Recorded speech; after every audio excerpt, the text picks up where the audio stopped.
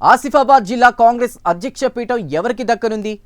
ఆశావహుల దరఖాస్తులను స్వీకరించిన ఏఐసీసీ పరిశీలన బృందం వారి వ్యక్తిగత వివరాలు కూడా సేకరించింది. అంతేకాదు ఫైనల్ జాబితా కూడా ఢిల్లీకి పంపనుండడంతో ఆ జాబితాలో ఎవరి పేర్లు ఉన్నాయా అన్న చర్చ కూడా జోరందుకుంది. పారదర్శకంగా ఎంపిక ఉంటుందని పరిశీలకులు చెప్తున్నా జిల్లాలోని గ్రూపు రాజకీయాలు ఉత్కంఠ కలిగిస్తున్నాయి. ఎవరికి వారు ఢిల్లీ స్థాయిలో పైరవీలు చేస్తున్నారట. అయితే పరిశీలకులను మెప్పించి వారు రూపొందించిన ఫైనల్ జాబితాలో మాత్రం తమ పేర్లు ఉన్నాయా లేవా అన్న సస్పెన్స్ ఆశావహుల్లో నెలకొంది. ఇంతకీ కొత్తగా డీసీసీ పీఠం అధిరోహించేది ఎవరోనన్నది ఆసక్తికరంగా మారింది. చివరకు జిల్లాకు కొత్త అధ్యక్షుడు వస్తారా, పాత అధ్యక్షుడే కొనసాగుతారా, కొత్త వారే వస్తే పార్టీని నడిపే సత్తా ఉంటుందా లేదా, అక్కడి రాజకీయ పరిణామాలు ఎలా ఉన్నాయి, ఆ వివరాలు ఈ స్టోరీలో చూద్దాం.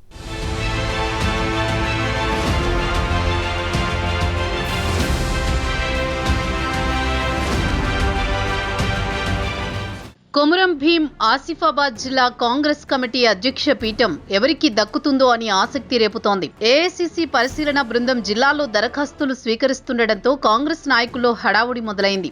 ఎవరైనా దరఖాస్తు చేసుకోవచ్చని చెప్పడంతో మండల స్థాయి నేతలు కూడా ముందుకు వస్తున్నారు. ఇప్పటి వరకు దాదాపు 50 మంది దరఖాస్తులు సమర్పించారని సమాచారం. రాష్ట్రంలోని అన్ని జిల్లాల్లో కాంగ్రెస్ డీసీసీ అధ్యక్షుల ఎంపిక కోసం ఏఐసీసీ ప్రత్యేక బృందాలను పంపింది. కొమురం భీం, ఆసిఫాబాద్, మంచిర్యాల జిల్లాలకు డాక్టర్ నరేష్ కుమార్ నేతృత్వంలోని బృందం చేరింది.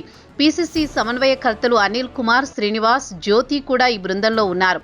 ఈ బృందం పార్టీ శ్రేణులు, సాధారణ ప్రజలు, మీడియా మేధావులతో ముఖాముఖి సమావేశాలు నిర్వహిస్తూ అభిప్రాయాలు సేకరిస్తోంది.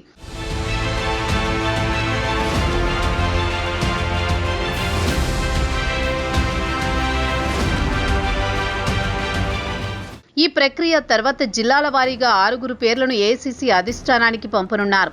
ఆ పేర్లలో ఒకరిని ఎంపిక చేయబోతున్నారు. కానీ ఎంపికలో ప్రమాణాలు ఏమిటి?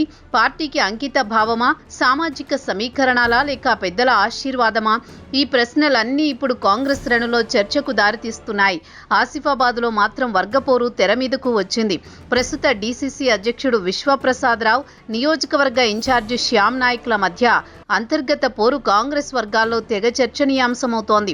ఈ ఇద్దరు నాయకుల అనుయాయులు దరఖాస్తులు సమర్పించడం పార్టీ లోపల మరింత గందరగోళానికి దారితీస్తోంది.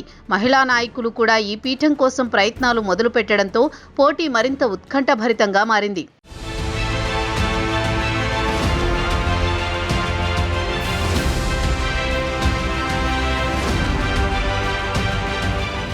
మరోవైపు పాతవారికే పగ్గాలు పడతాయా, లేక కొత్తవారికి అవకాశం ఇస్తారా?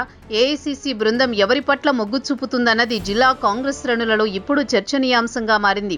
పారదర్శక ఎంపిక జరుగుతుందనే పరిశీలకుల హామీ ఉన్నా ఆఫ్ ది రికార్డులో మాత్రం పైరవీలు, గ్రూపులు, లాబియింగ్ మాటలు ఇంకా గట్టిగానే వినిపిస్తున్నాయి.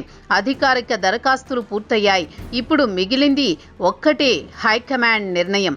జిల్లా కాంగ్రెస్ భవిష్యత్తు దిశను నిర్ణయించబోయే ఎంపిక ఎవరి పక్షాన సాగుతుందో తెలియాలంటే కొద్ది రోజులు ఆగాల్సిందే.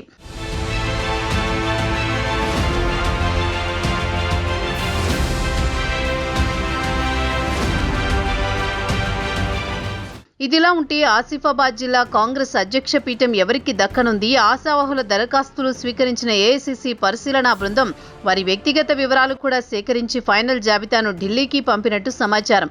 ఇంతకీ ఆ జాబితాలో ఎవరి పేర్లున్నాయన్న చర్చ జోరందుకుంది. మరి ఫైనల్ జాబితాలో ఎవరి పేరు ఉందన్న సస్పెన్స్ గా మారింది.